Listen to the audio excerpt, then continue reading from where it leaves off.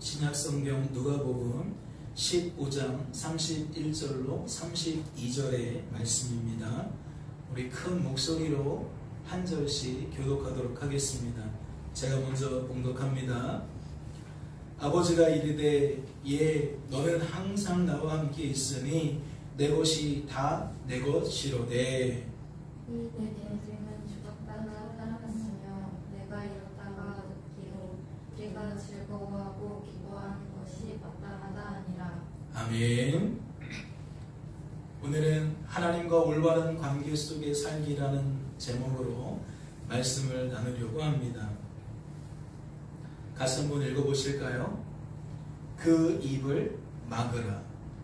오늘 살펴보게 될 첫 번째 주제는 그 입을 막으라는 겁니다. 말씀을 보실까요? 모든 세리와 죄인들이 말씀을 들으러 가까이 나아오니 바리새인과 서기관들이 수군거려 이르되 이 사람이 죄인을 영접하고 음식을 같이 먹는다 하더라. 예수님께서 세리와 죄인들을 영접하고 그들과 함께 음식을 먹는 것을 보고 바리새인과 서기관들이 수군거린 이유가 무엇입니까? 그들은 어째서 그러한 예수님을 보며 뒤에서 수군수군 대냐는 겁니다. 이는 그들이 영적으로 깊은 잠에 빠져 있었기 때문입니다. 이런 무엇을 의미합니까?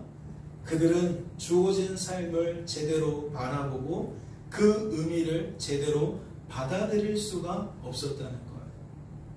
왜 수군거리느냐? 영적으로 깊은 잠에 빠져 있었기 때문이다. 영적으로 깊은 잠에 빠져 있었다는 건 무슨 뜻이냐? 내게 주어진 삶을 제대로 이해하지 못하는 것이다. 내게 주어진 삶의 그 의미를 제대로 해석하지 못하는 것이다. 예, 그러한 이야기라는 거죠. 다시 말해 그들이 영적으로 깊은 잠에 빠져 있었다는 것은 성도다운 헤아림이 아니라는 거예요. 잠자는 자는 그 모습이 누구와 비슷합니까? 예, 죽은 자들과 비슷합니다.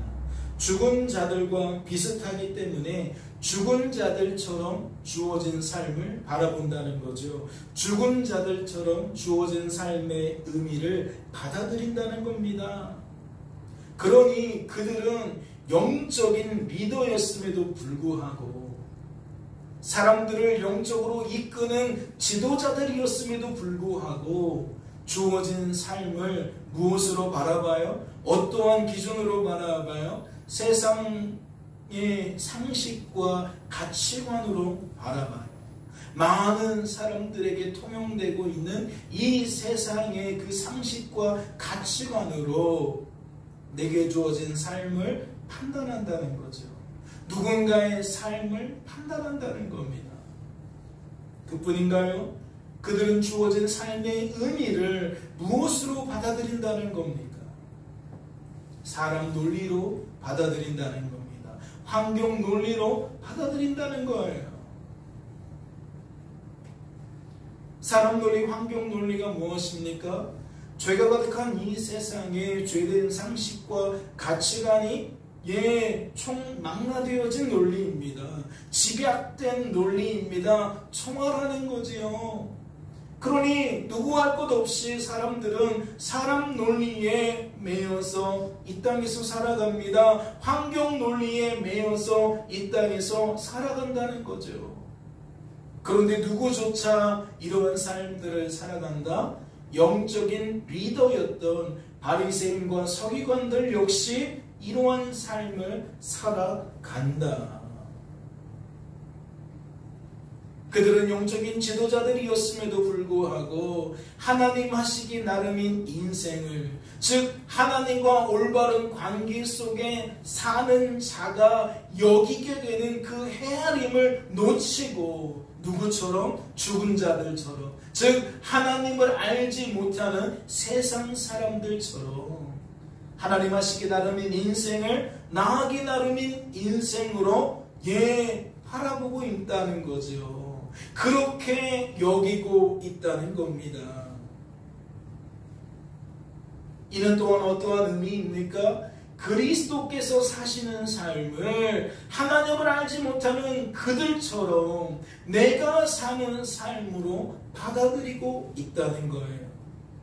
지금 여러분들과 함께 나눈 이 복음적 메시지는 계속해서 반복되고 있는 이야기입니다.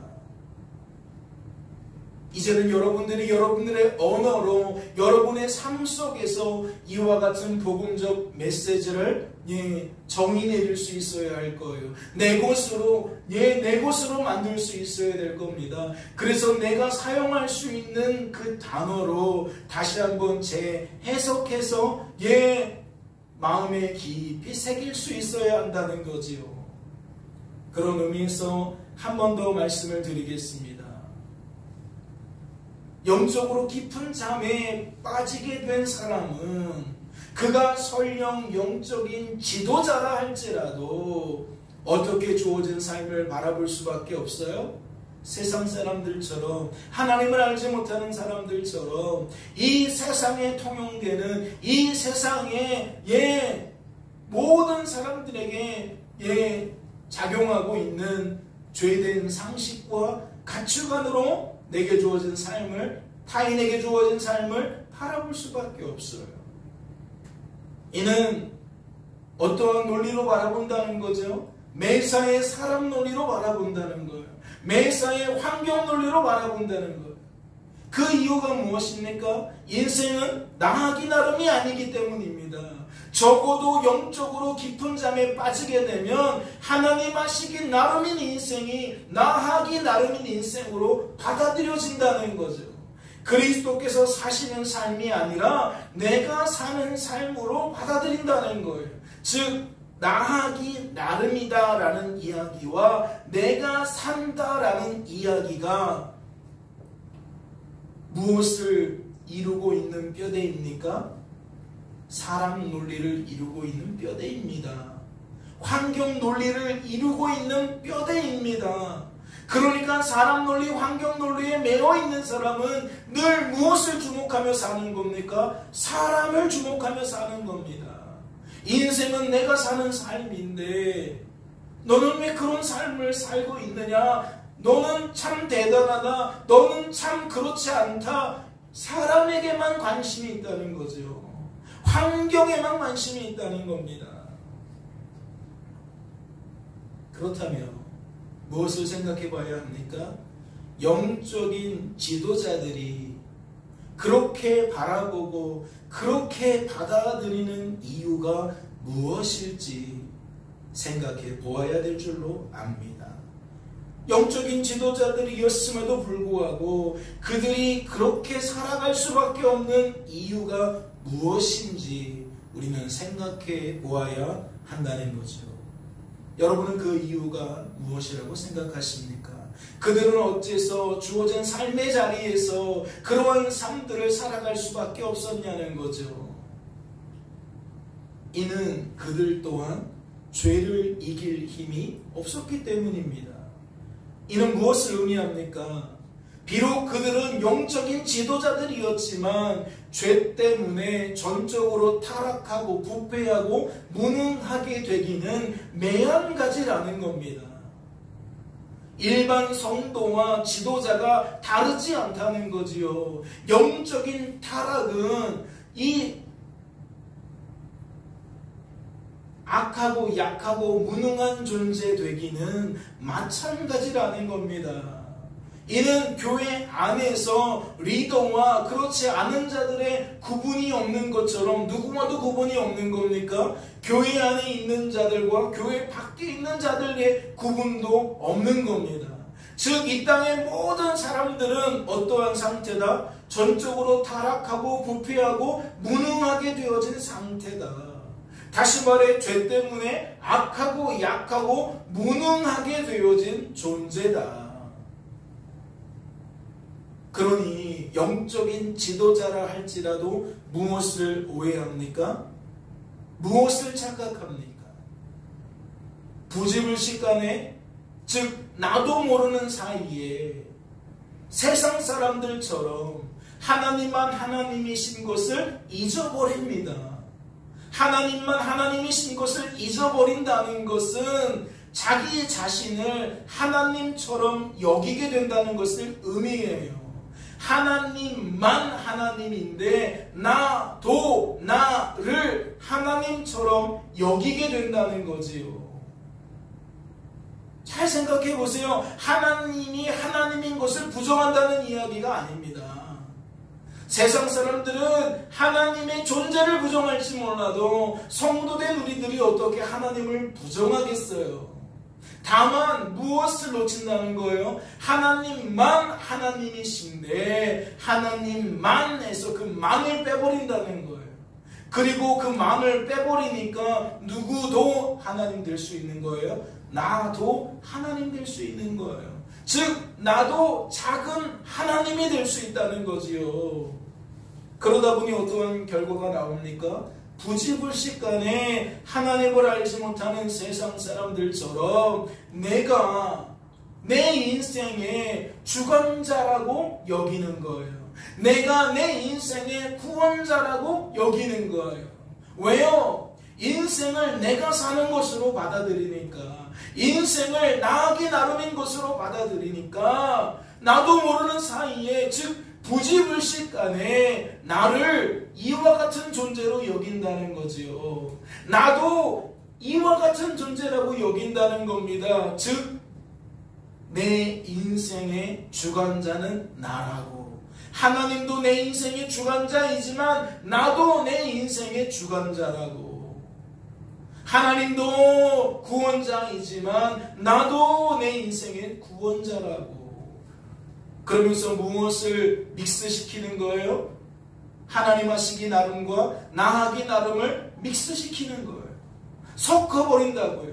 섞어버리니까 어떠한 결론이 나와요? 하나님이 하실 일들은 하나님이 하시고 내가 할 일들은 내가 해야 된다는 거죠. 하나님이 내 속에서 역사하시는 일들을 내가 한 일로 착각하는 결과가 나타난다는 겁니다. 그렇다면 그 결과가 무엇이겠습니까? 이렇게 이것도 아니고 저것도 아니고 혼합되어지면 과연 어떠한 결과가 나타나겠냐는 거예요. 말씀을 맡은 자들이 스스로 말씀을 부정하며 살게 됩니다. 영적인 지도자들인 그들은 하나님의 말씀을 맡은 자들로서 따르는 자들에게 말씀을 해석해주고 말씀으로 따르는 자들을 이끌어주는 축복의 통로가 되어집니다. 그런데 그들이 어떠한 삶을 살게 되느냐? 스스로 말씀을 부정하며 사는 삶을 살게 된다는 걸 생각해 보세요. 모든 사람이 죄를 범하였으며 하나님의 영광에 이르지 못하더니. 말씀은 모든 사람이 죄를 범했다고 이야기합니다. 이는 무슨 의미입니까?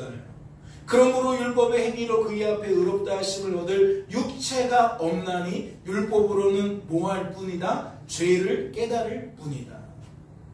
모든 사람이 죄를 범했다는 것은 하나님 보시기에, 사람이 보기에가 아니라 하나님 보시기에 하나님 말씀에 온전히 순종하는 자가 하나도 없다는 거예요. 그래서 하나님 보시기에는 모든 인생이 동일하게 죄인이라는 거지요. 한 사람도 예외가 없다는 겁니다.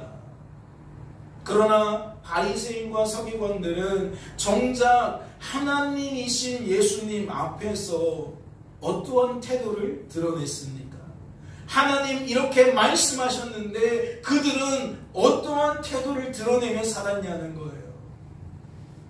바리새인과 서기관들이 수군거려 이르되 이 사람이 죄인을 영접하고 음식을 같이 먹는다 하더라. 마치 자신들은 세리와 죄인들과 다른 부류인 것처럼 그렇습니다. 마치 자신들은 의인인 것처럼, 저 사람들은 죄인이지만 나는 의인이야, 그렇게 굴었다는 거지요. 적어도 나는 너희들보다 더 나은 사람이야, 그렇게 굴었다는 겁니다. 그래서 그들은 그들의 입을 어떻게 사용합니까?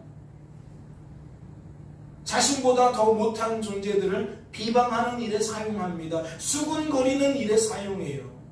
그런데 놀랍게도 그 대상이 누구인 겁니까? 하나님이신 예수님인 겁니다. 나는 내 습관을 따라 끊임없이 이 사람을 수군거리고 저 사람을 수군거리고 그렇게 살다 보니 누구까지도 수군거리는 삶을 살아요? 하나님이신 예수님까지도 수군거리는 삶을 살아요. 입술만 열면 누군가 흉을 보고 비방을 하고 누군가를 힐난하는 그 삶의 태도가 누구에게까지 이르느냐? 하나님께까지 이르더라는 거예요. 마치 누구와 똑같아요. 선악을 알게 하는 나무의 열매를 먹고 뱀 탓하는 거랑 똑같아요. 아담 탓을, 하와 탓을 결국 그러다가 서로 탓하다가 누구까지 탓하는 거예요? 하나님까지 탓하는 거예요. 말씀을 보세요.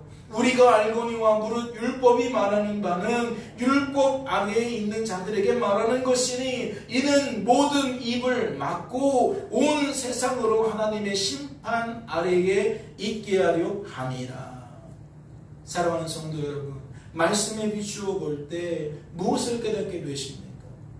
말씀을 맡은 자들이 말씀을 어설프게 아니까 또다시 죄 때문에 말씀의 의미를 오해하고 착각하게 되니까 입을 다물지 못하고 끊임없이 입을 벌려 어떠한 열매를 냅니까? 죄의 열매를 냅니다. 만약 말씀을 제대로 알았다면 그들이 그 입을 다물었을 텐데 말씀을 어설프게 아니까 그들이 그리하지 않는다는 거죠. 여러분은 이러한 바리새인과 서기관들의 모습을 어찌 여기십니까? 주어진 삶 속에서 바리새인과 서기관들의 모습을 발견케 되십니까? 예수님께서는요, 한눈에 알아차리셨습니다. 바리새인과 서기관들의 이러한 모습을 이미 꿰뚫어 보셨다는 거죠. 그래서 예수님은 산상수훈에서 이들을 향하여 어찌 말씀하십니까?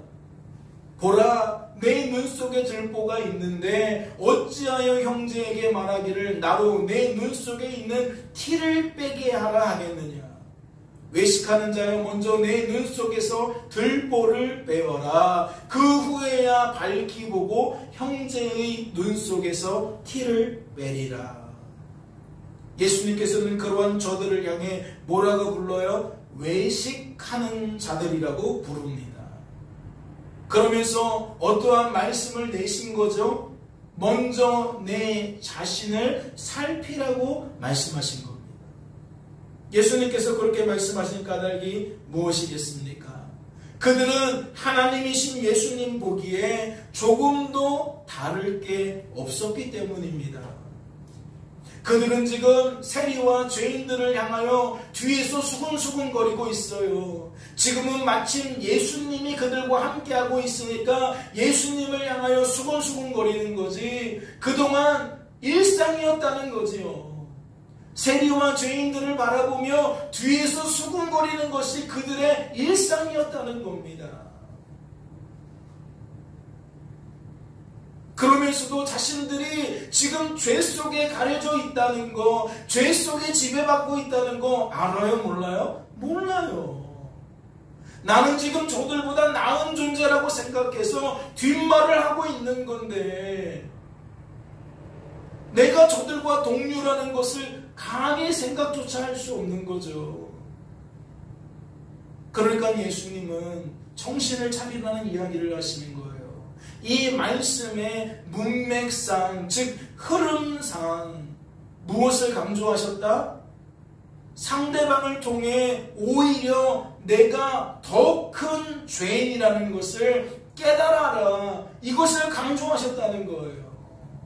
세리와 죄인들을 보면서 쯧쯧쯧 할 것이 아니라 그들의 모습을 통해 나를 보라는 거죠. 저들보다 더 심각한 질병에 걸려있는, 저들보다 더 심각하게 죄라는 것에 붙들려 있는 나라는 존재를 발견하라는 겁니다.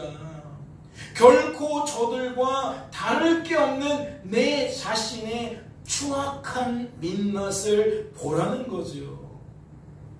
세상은 이러한 말들을 반면교사를 삼으라는 말로 표현합니다. 상대방의 허물을 통해 오히려 내게 있는 더 큰 허물을 바라보고 그것을 내 허물로 받아들일 수 있어야 한다는 거지요. 상대방의 약하고 무능한 모습을 통해 내가 수군거릴 것이 아니라 비방할 것이 아니라 오히려 나의 약하고 무능한 민낯을 더욱 깊이 바라보고 받아들일 수 있어야 한다는 겁니다. 그렇다면 묻지 않을 수 없지요. 때를 따라 돕는 하나님의 은혜를 힘입게 된 성도는 주어진 삶 속에서 어떠한 삶을 살겠습니까? 상대방을 통하여 내 민낯을 바라보고 받아들이게 된 사람은 어떠한 삶을 살겠냐는 거예요. 바리새인과 서기관들처럼 상대방의 허물을 통해 수군거리고 싶어하는 그 입을 막게 될 줄로 압니다. 이해가 되셨어요? 영적으로 깨어있는 성도들은 뭐 한다고요? 그 입을 막게 될 거라는 거예요. 그 입이 죄의 통로가 되지 못하도록, 죄의 열매를 뿜어내는 도구가 되지 못하도록 그 입을 닫게 되어질 거라는 거지요. 그런데 인생에 그리할 수 있는 동력이 무엇이라고요? 상대방의 허물을 통해 내 자신을 깊이 있게 들여다보고 그것을 인정하기 때문이라는 거예요. 인정하기 때문에. 다시 말해 그냥 참는 것이 아니라 그를 통해 내 모습을 보기 때문에 감히 내가 입을 열 수가 없다는 거죠. 이것이 하나님의 은혜의 역사라는 겁니다. 깨닫는 은혜가 있으시기를 주님의 이름으로 소망합니다. 오늘 살펴보게 될 두 번째 주제는 기뻐하는 것이 마땅하도다라는 거예요. 기뻐하는 것이 마땅하도다. 말씀을 보세요. 그가 노하여 들어가고자 하지 아니하거늘 아버지가 나와서 권한대. 첫째 아들이 주어진 삶의 결과를 통해 노하게 된 이유가 무엇입니까? 집을 나간 동생이 하나님께서 베풀어 주신 은혜를 힘입고 아버지의 품으로 안전하게 무사히 돌아오게 되었습니다. 그런데 어째서 첫째 아들은 노하게 되었냐는 거지요. 지금 상황이 노할 만한 상황이 아니잖아요. 화를 낼 상황이 아니잖아요. 그런데 첫째 아들은 왜 그랬냐는 거죠. 어째서 그랬냐는 겁니다. 말씀은 그가 노하게 된 이유를 이렇게 소개합니다. 아버지께 대답하여 이르되 내가 여러 해 아버지를 섬겨 명을 어김이 없거늘 내게는 염소 새끼라도 주어 나와 내 벗으로 즐기게 하신 일이 없더니 아버지의 살림을 창녀들과 함께 삼켜버린 이 아들이 돌아오매 이를 위하여 살찐 송아지를 잡으셨나이다. 그가 화가 난 이유를 발견하십니까? 이는 동생을 향한 아버지의 처우가 불공정하다고 여겼기 때문입니다. 자기가 생각해 보니까 세상 상식으로 바라보니까 세상 가치관으로 바라보니까 즉 사람 논리, 환경 논리로 지금 이 상황을 곰곰이 따져보니까 내가 동생보다 더 나은데 더 괜찮은데 어째서 아버지는 나를 홀대하고 둘째에게만 관대할까? 그는 그러한 결론을 얻게 되었다는 거죠. 그래서 아버지에 대하여 불만이 쌓이게 되었다는 것이고 그것이 화를 내는 것으로 나타났다는 겁니다. 여러분은 첫째 아들의 이러한 반응에 대해서, 이러한 생각에 대해서 어떠한 마음이 드십니까? 아마 이런 일들은 형제가 있는 가정이라면 어릴 때부터 많이 경험하지 않을까 싶어요. 부모가 첫째, 둘째, 셋째가 있으면 굳이 꼭 하나를 더 예뻐하는 것 같단 말이죠. 하나를 더 아끼고 살피는 것 같단 말이죠. 그러면 또 어떤 마음이 들어요? 나만 관심받는 것 같은 느낌이 들어요. 나만 홀대받는 것 같은 느낌이 들어요. 그러니까 늘 부모에게 무엇을 가지게 돼요? 불만을 가지게 되죠. 제가 하나 받으면 나도 꼭 받아야 된다는 겁니다. 제가 용돈을 받으면 나도 용돈 받아야 된다는 거예요. 제가 선물 받으면 나도 선물 받아야 된다는 거죠. 똑같이 주지 않으면 이건 불공정하다는 거예요. 어떠십니까? 과거에는 형제가 많았기 때문에 지금 이러한 상황들이 각자의 삶 속에서 다양한 모습으로 경험케 되셨는 줄로 압니다. 그래서 누군가에게는 이 첫째 아들의 생각이, 이 반응이 매우 당연하게 여겨질 거예요. 내가 피해자라고, 부모의 사랑을 덜 받았다고, 내가 홀대받았다라고 그렇게 생각이 드는 모든 이들은 맞다, 이건 아버지가 잘못한 거다, 그렇게 반응하게 될 거라는 거죠. 저는 다시 한번 여쭙고 싶습니다. 첫째 아들의 이러한 반응, 이러한 생각, 어떠한 마음이 드십니까? 당연한 겁니까? 당연하지 않은 겁니까? 합당한 겁니까? 합당하지 않은 겁니까? 앞서 소개된 다른 비유에서는 어떻게 설명하고 있을까요? 누가복음 15장에는 세 가지 비유가 소개되어 있다고 했지 않습니까? 그렇다면 탕자의 비유 외에 앞에 소개된 두 가지 비유는 지금 이 상황에 대하여 어떠한 설명을 하고 있냐는 겁니다. 말씀을 한번 보실까요? 또 찾아낸즉 즐거워 어깨에 메고 집에 와서 그 벗과 이웃을 불러 모으고 말하되 나와 함께 즐기자. 나의 잃은 양을 찾아내었노라 하리라. 잃어버린 아들을 찾게 되었을 때에 아버지가 아버지의 집에서 잔치를 벌인 것처럼 잃어버린 양을 찾게 되었을 때에도 주인이 주인의 집에서 잔치를 벌입니다. 그리고 뭐라고 말해요? 나와 함께 즐기자고 말해요. 그렇다면 잃은 양을 찾게 된 것으로 인해 누가 즐기게 되었을까요? 누가 이 잔치에 참여해서 함께 즐겼겠냐는 겁니다. 말씀은 잔치에 초대된 모든 이들이 즐기게 되었을 것을 우리에게 암시합니다. 이는 주인과 주인의 벗과 주인의 이웃이 모두 기쁨으로 충만하게 되었을 것을 암시한다는 거죠. 잔치에 초대된 이들 중에서 누구는 없어요? 첫째 아들과 같은 이는 없어요. 그러한 사람들은 이 비유에서 발견할 수가 없다는 겁니다. 이어지는 말씀도 보세요. 또 찾아낸즉 벗과 이웃을 불러 모으고 말하되 나와 함께 즐기자. 잃은 드라크마를 찾아내었노라 하리라. 무엇을 깨닫게 되십니까? 잃어버린 드라크마를 찾게 되었을 때에도 잃어버린 아들을 찾았던 것처럼, 잃어버린 양을 찾았던 것처럼 주인에 의해서 그 주인의 집에 무엇이 벌어져요? 잔치가 벌어져요. 그리고 동일한 메시지가 선언됩니다. 나와 함께 즐기자. 잃은 드라크마를 찾게 된 것으로 인해 그렇다면 누가 즐기게 되었을까요? 잃어버린 양을 찾게 되었을 때와 같이 이 집에 초대된 모든 이들이 즐기게 됩니다. 주인과 주인의 벗과 주인의 이웃이 모두 기쁨으로 충만하게 되었다는 거지요.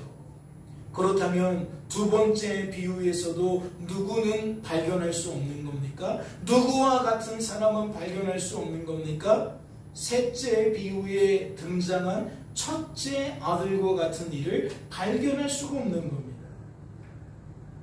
예수님께서는 이 두 비유의 결론을 어떻게 소개하셨습니까? 내가 너희에게 이르노니 이와 같이 죄인 한 사람이 회개하며 하늘에서는 회개할 것이 없는 의인 99으로 말미암아 기뻐하는 것보다 더하리라. 내가 너희에게 이르노니 이와 같이 죄인 한 사람이 회개하면 하나님의 사자들 앞에 기쁨이 되느니라. 예수님께서는 죄인이 회개하여 성도로 세워지는 일이, 성도로 보존되는 일이, 성도다운 삶을 살게 되는 일이 하나님 나라에서 얼마나 큰 기쁨인지를 소개하고 계십니다. 그렇다면 성도된 우리들은 무엇을 깨달아야 합니까? 하나님의 구원 계획이 죄가 가득한 이 땅에서 성취되어질 때마다, 즉 범죄한 우리들이 하나님 때문에 성도가 되어질 때마다, 성도된 우리들이 하나님 때문에 성도로 보존되고 성도다운 모습으로 변화되어질 때마다 하나님께서 그러한 우리들을 통해 무엇을 받으세요? 영광을 받으세요. 또한 하나님은 그러한 우리들 때문에 즐거워하세요. 그런데 하나님만 그런 것이 아니라 하나님과 함께하고 있는 모든 천국 백성들이 그러한 우리들을 통해 함께 기쁨이 충만케 된다는 것을 우리는 깨달아야 합니다. 다시 말씀을 드려요. 하나님께서 범죄한 우리들이 성도가 되었을 때에 영광 받으십니다. 그러한 우리 때문에 즐거워하십니다. 그런데 하나님만 그런 거예요? 아니에요. 하나님과 함께하고 있는 모든 천국 백성들은 그러한 우리들을 통해 함께 즐거워하는 겁니다. 기쁨이 그들도 충만케 되어지는 거예요. 그렇다면 성도된 우리들은 무엇도 함께 깨달아야 됩니까? 이러한 하나님과 하나님 나라의 원리를 통해 우리들은 무엇을 깨달아야 하냐는 거예요. 첫째 아들의 그러한 반응과 그러한 생각은 하나님 나라에서 결코 당연한 결과가 아니라는 것을 함께 깨달아야 됩니다. 어떠한 차이가 있다는 거죠? 세상 논리로는 맞아요. 사람 논리, 환경 논리, 즉 죄된 상식과 가치관으로 본다면 첫째 아들처럼 반응하는 것이 당연해 보입니다. 정당해 보여요. 그런데 하나님 나라의 논리를 따르자면, 즉 말씀을 따르자면, 복음을 따르자면 그것은 당연한 결과가 아니라는 거죠. 합당한 정당한 결과가 아니라는 겁니다. 다시 말해 첫째 아들이 하나님 나라에 거하고 있었다면 그렇게 반응할 리 없다는 거죠. 그가 하나님 품 안에 거하고 있다면 그는 그리 반응할 수 없다는 겁니다. 그렇다면 그 이유가 무엇일까요? 어째서 첫째 아들은 버젓이 아버지와 함께 아버지의 집에 거하면서도 그러한 반응을 나타낼 수 있냐는 거죠. 이게 이치에 맞지 않다는 겁니다. 하나님 나라는 하나님 나라에서 하나님과 함께하고 있는 백성들은 그렇게 반응할 수가 없는데 왜 첫째 아들은 하나님과 함께 거하고 있으면서도 그렇게 반응할 수밖에 없었냐는 거죠. 어째서 그러한 생각 속에 사로잡힐 수밖에 없었냐는 겁니다. 우리들은 그 이유를 예수님께서 말씀하신 천국 비유에서 발견할 수가 있습니다. 말씀을 보실까요? 먼저 온 자들이 와서 더 받을 줄 알았더니 그들도 한 데나리온씩 받은지라. 받은 후 집주인을 원망하여 이르되 나중은 이 사람들은 1시간밖에 일하지 아니하였거늘 그들을 종일 수고하며 더위를 견딘 우리와 같이 하였나이다. 주인이 그 중에 한 사람에게 대답하여 이르되 친구여 내가 내게 잘못한 것이 없노라. 내가 나와 한 데나리온의 약속을 하지 아니하였느냐. 내 것이나 가지고 가라. 나중은 이 사람에게 너와 같이 주는 것이 내 뜻이니라. 내 것을 가지고 내 뜻대로 할 것이 아니냐. 내가 선함으로 내가 악하게 보느냐. 포도원 주인은 하루 품삯으로 한 데나리온을 주기로 약속하고 이른 아침에 일꾼들을 데리고 와서 일을 시켰습니다. 그리고 일을 마친 후 약속한 대로 한 데나리온을 일꾼들에게 주었습니다. 그런데 이른 아침에 데리고 온 일꾼들이 주인을 원망합니다. 그 이유가 무엇입니까? 주인은 그들에게 약속한 그 한 데나리온을 주었는데 그들은 어째서 약속을 지킨 주인을 원망했냐는 거죠.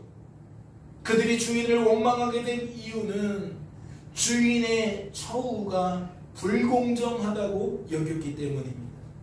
마치 첫째 아들이 아버지의 처우가 불공정하다고 여긴 것처럼 이들도 주인의 처우가 불공정하다고 여겼기 때문이라는 거죠. 그 이유가 무엇일까요? 왜 그들은 불공정하게 여겼냐는 겁니다. 주인은 오전에 나가서도 일꾼을 더 데려왔습니다. 오후에 나가서도 일꾼을 더 데려왔습니다.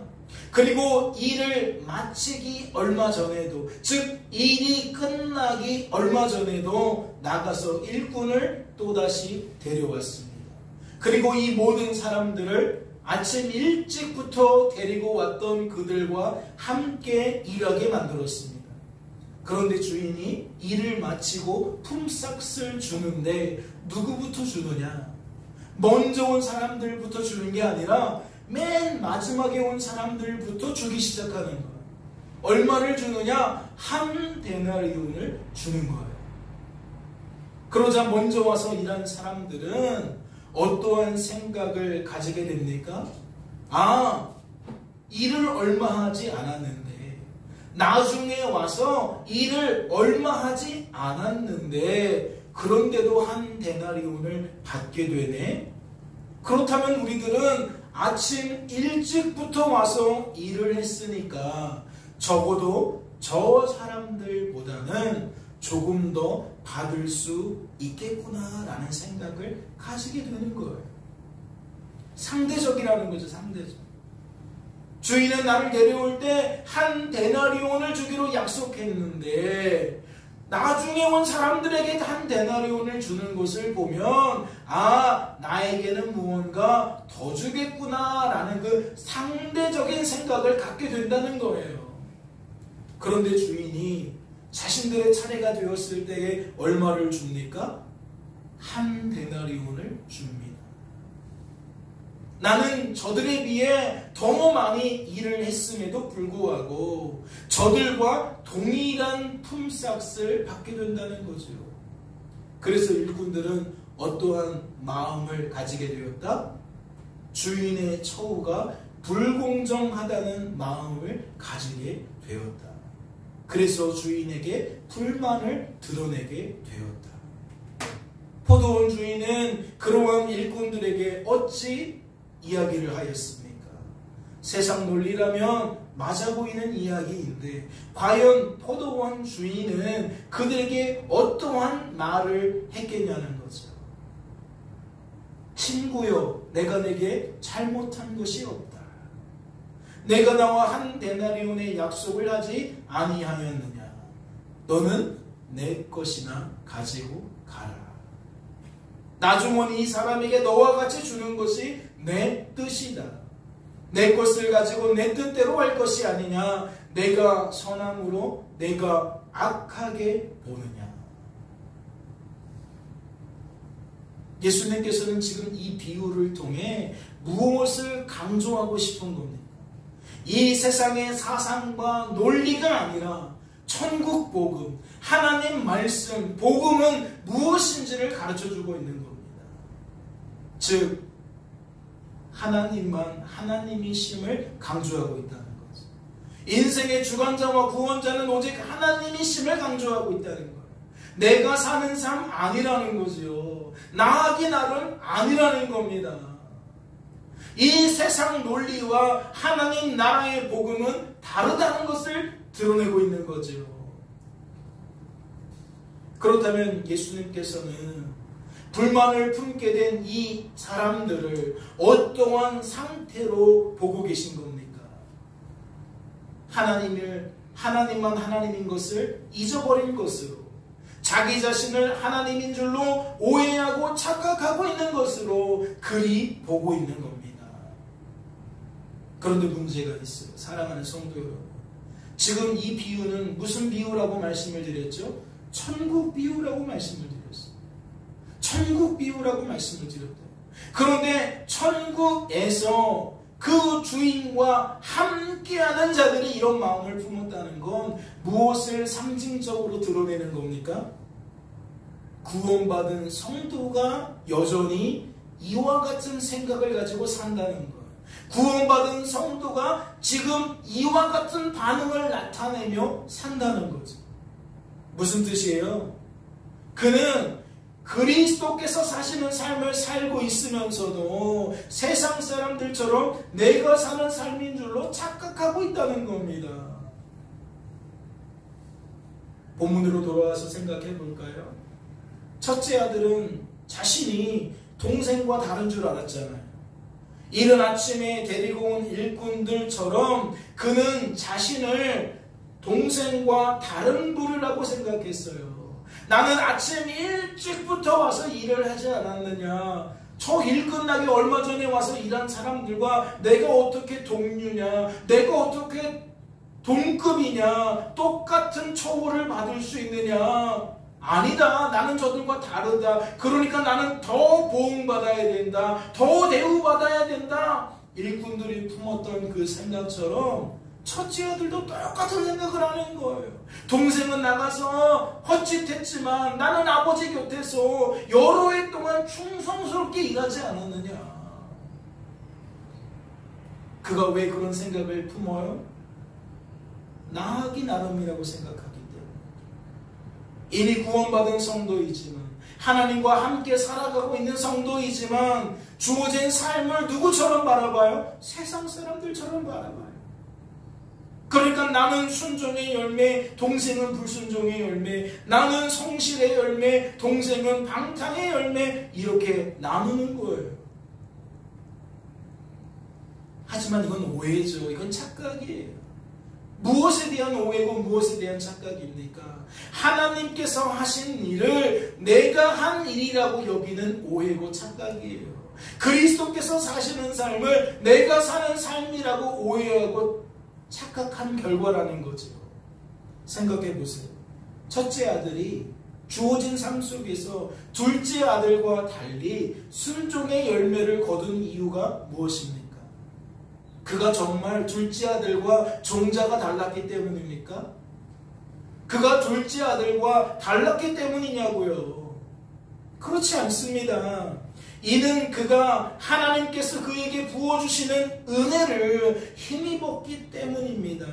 다시 말해, 이른 아침부터 포도원에서 일할 수 있도록 하나님께서 그를 불러주셨기 때문이라는 거죠. 포도원 주인이 그를 포도원에서 일할 수 있도록 아침 일찍부터 불러주셨기 때문이라는 겁니다. 만약 하나님께서 그를 오후에 불러주셨다면, 일이 끝나기 바로 직전에 불러주셨다면 그는 동생과 다를 바 없다니까요. 이른 아침부터 일할 수 없다는 겁니다. 다시 말해, 누구 때문이라는 거예요? 나 때문이 아니라는 거예요. 내가 아버지 곁에서 여러 해 동안 일할 수 있었던 것은 나 때문이 아니라 나를 불러주신 하나님 때문이라는 거죠. 그러니까 이렇게 오해하고 착각하고 있었던 첫째 아들을 향해 아버지가 어떠한 이야기를 해줍니까? 포도원 주인이 불만을 품게 되었던 그 일꾼들에게 이야기를 해준 것처럼 아버지는 이렇게 화를 내고 있는 첫째 아들에게 어떠한 이야기를 해주냐는 거예요. 말씀을 보실까요? 바로 오늘 본문 말씀입니다. 아버지가 이르되 너는 항상 나와 함께 했으니 내 것이다 내 것이로되 이 내 동생은 죽었다가 살아났으며 내가 잃었다가 얻었기로 우리가 즐거워하고 기뻐하는 것이 마땅하다 하니라. 구원받은 성도는 주어진 삶 속에서 뭐하는 것이 마땅하다는 거예요. 불만을 품을 게 아니라, 화를 낼 것이 아니라, 뭐하는 것이 마땅하다? 즐거워하는 것이 마땅하다. 기뻐하는 것이 마땅하다.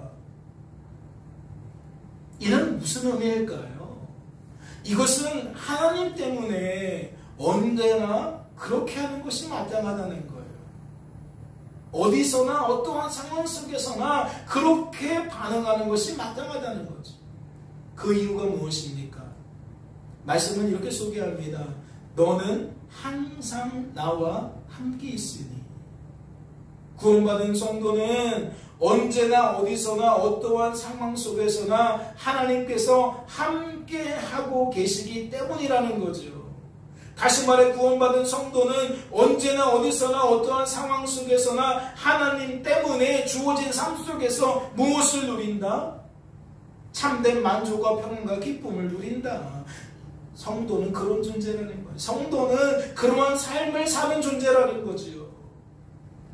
하지만 성도가 영적으로 깊은 잠에 빠지게 되면 함께 하시는 하나님 때문에 즐거워하고 기뻐하는 것이 아니라 하나님 대신 하나님이 아닌 것 때문에 기뻐하고 즐거워하니까 어떠한 결과가 나타나는 겁니까? 하나님 때문에가 아니라 하나님이 아닌 것들 때문에 그러려고 하니까 어떠한 결과가 나타나냐고요. 예를 들어 구원받은 성도가 하나님 대신 하나님께서 내게 주신 것 때문에 기뻐하고 있다면 어떠한 결과가 나타나겠냐는 겁니다. 그는 첫째 아들처럼 하나님께서 내게 주신 것이 부족하다고 여겨질 때마다 뭐 하는 거예요? 노하게 되는 겁니다. 하나님, 왜 나에게는 이렇게 불공정하게 대합니까? 그러니까 마음에 화가 쌓이는 거죠. 마음에 불만이 쌓이는 겁니다. 또 누구와 같이 반응합니까? 이른 아침부터 포도원에서 일하게 된 일꾼들처럼 하나님께서 내게 주신 것이 부족하다 여겨지면 불만을 가지게 된다는 거예요. 오늘 우리는 첫째 아들과 이 일꾼들을 통하여 노하게 되는 것과 불만을 가지게 되는 것을 살펴보았지만 죄라는 것이 우리 안에서 열매 맺을 때에 어찌 불만과 분노만 있겠습니까? 미움도 있을 수 있고 질투도 있을 수 있고 시기도 있을 수 있고 결국 우리는 뒤에서 수근수근거리게 될 거예요. 심지어 앞에서 수근수근거리게 될 수도 있을 겁니다. 즉 영적으로 깊은 잠에 빠지게 되면 연할 것 없이 우리들은 우리의 입으로 죄의 열매를 맺게 될 거라는 거죠. 우리 속에 죄의 열매를 품게 될 것이고 이 죄의 열매는 이 입을 통하여 바깥으로 드러날 수밖에 없을 거라는 거예요. 깨닫는 은혜가 있으시기를 주님의 이름으로 소망합니다. 잠시 기도합니다. 하나님 아버지, 우리는 이 땅에서 어떠한 삶을 사는 존재입니까? 하나님만 바라보고 의지하고 자랑하는 삶을 사는 존재입니까? 하나님이 내게 주신 것을 바라보고 의지하고 자랑하는 삶을 사는 존재입니까? 이것이 모호하고 헷갈릴 때가 너무나도 많습니다. 하나님 때문에 즐거워하는 것인지 하나님이 내게 주신 것 때문에 즐거워하는 것인지 참 혼동스러울 때가 많습니다. 주님, 하지만 무엇을 통해 명확해집니까? 내가 주어진 삶 속에서 어떠한 마음을 품게 되느냐에 따라 명확해집니다. 어떠한 반응을 나타내느냐에 따라서 명확해집니다. 하나님이 아닌 것을 따르는 자들은, 하나님이 아닌 것들을 쫓는 자들은 수군거릴 수밖에 없습니다. 그 입을 다물 수가 없습니다. 마음에 차오르는 불만을, 마음에 차오르는 그 분노를 조절할 수가 없기에 수군거릴 수밖에 없습니다. 주님, 그러니 우리를 불쌍히 여기시고 그 입을 막게 하옵소서. 주어진 삶 속에서 하나님 때문에 날마다 기뻐하게 하옵소서. 성도로서 그리하는 것이 마땅한 줄로 아오니 우리가 성도다운 삶을 살아갈 수 있도록 주여 축복하여 주시옵소서. 주께서 우리를 붙들어 주실 줄로 믿고 감사드리며 이 모든 말씀 우리를 죄에서 구원하신 예수님의 이름으로 기도하옵나이다. 아멘.